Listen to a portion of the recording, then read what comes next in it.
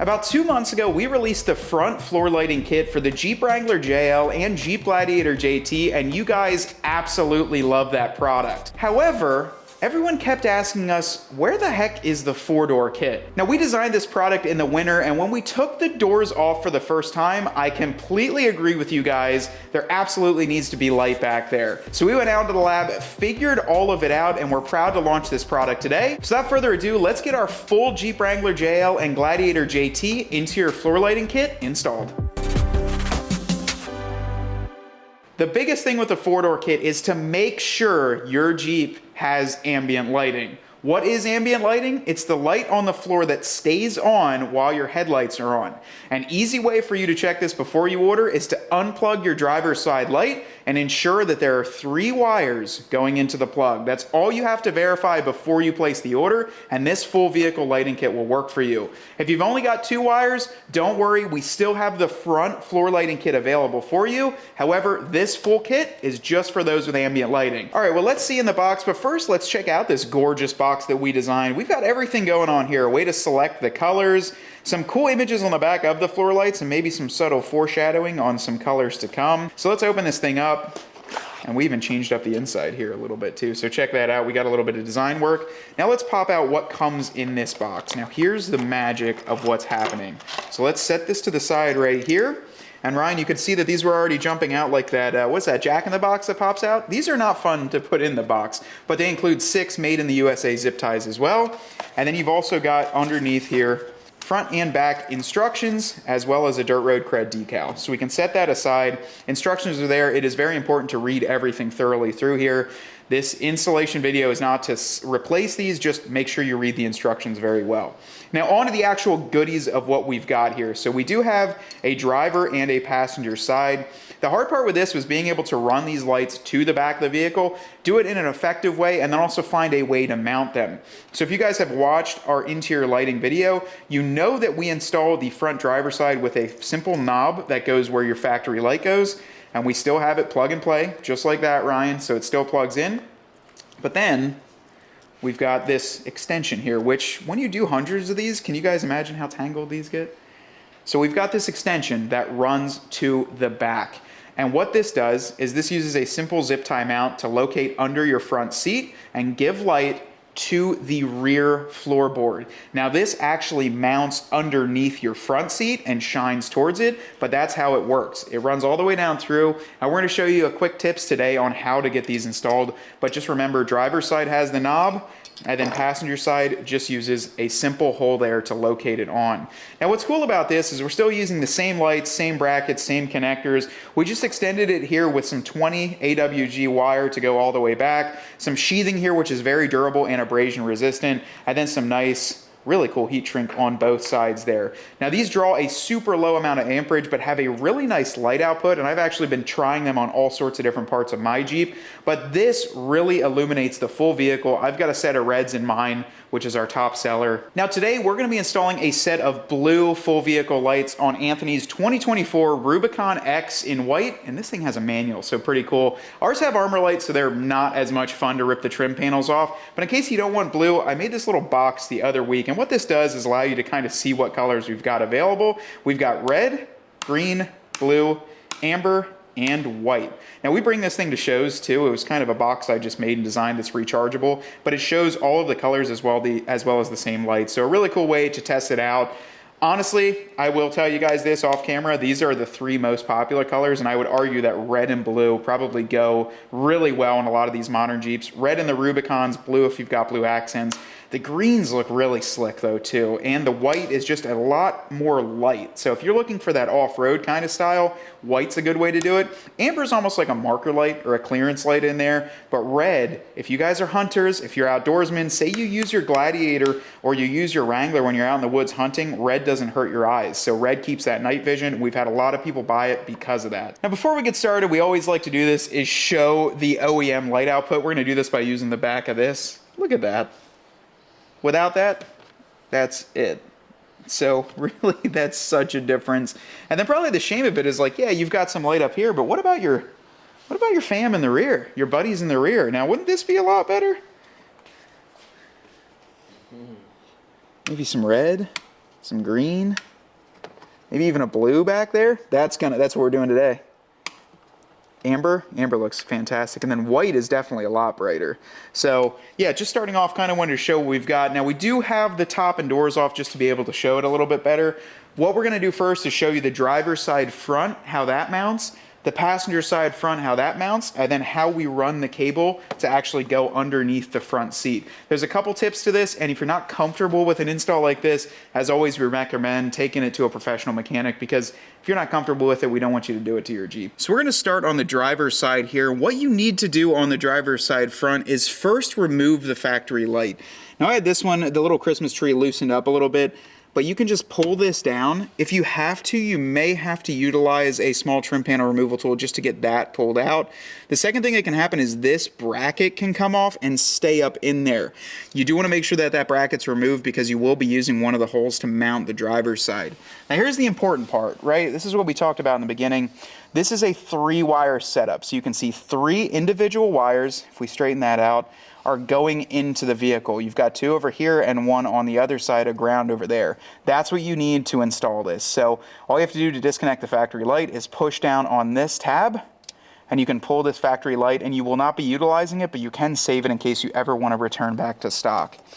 Now what you're going to do next is you're going to let this sit.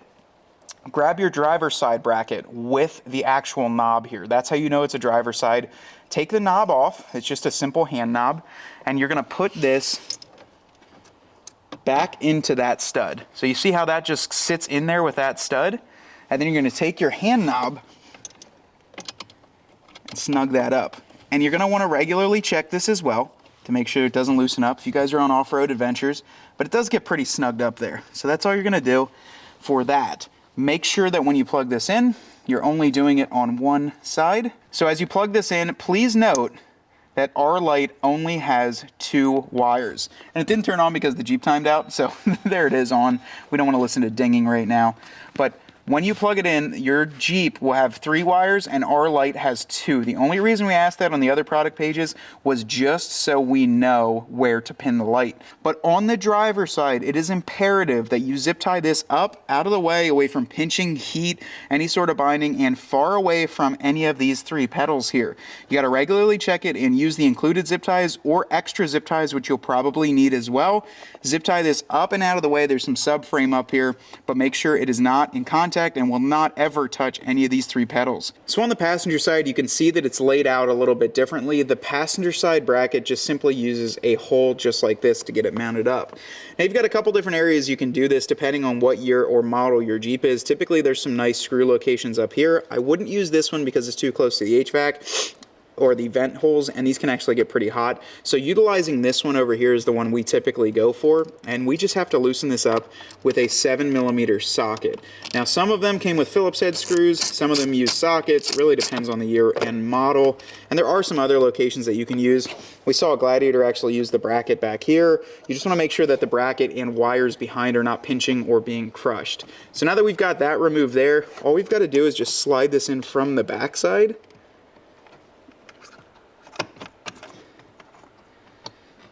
And all you want to do then is just align that hole up with the hole in here, just like so. Wow, I actually did that without looking. Normally I have to look.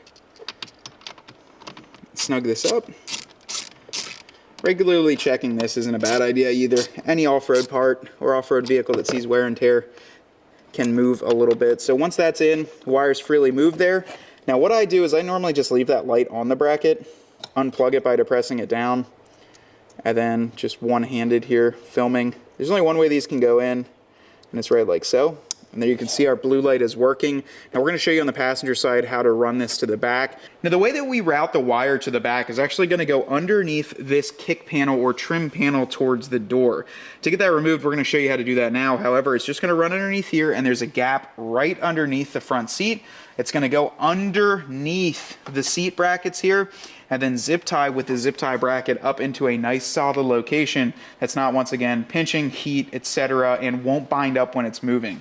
So to get this removed, first thing we have to do, we have the doors off for demonstration purposes. You don't have to remove them. Pop this little cover off right here, and we would normally disconnect the door, but we don't have it on. Grab a 10mm and remove this. It's like a self-cutting nut in here. Set that aside. We will be using that for later. So you'll have to push or pull this push pin from the door main harness plug. You just got to pop it out so this bracket can give some more space. And then honestly, you're just working it and pulling it away from the Jeep. But there's just, I don't know, kind of wants to fight you a little bit. Just got to get your hands underneath there and pull on it like that. Don't worry, it's gonna all sound bad until it comes off. But once it comes off, that's really all you have to do. And that was kind of that indentation right here where you can pop out. It's just right underneath here. The biggest thing when routing this wire is doing it in a proper way is to get it, you can almost tuck it right underneath here, zip tie it in a few different spaces.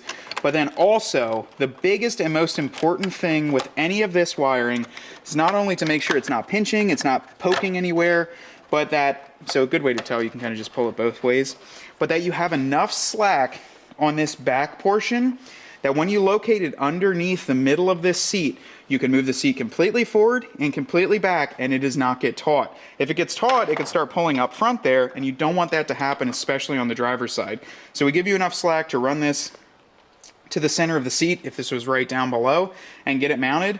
Little tip here, run the zip tie with the head like this through the top hole. That way when you run this around the piece, that will wrap on, and then when you pull this up through, you can cut it nicely. So that's kind of how it should look there.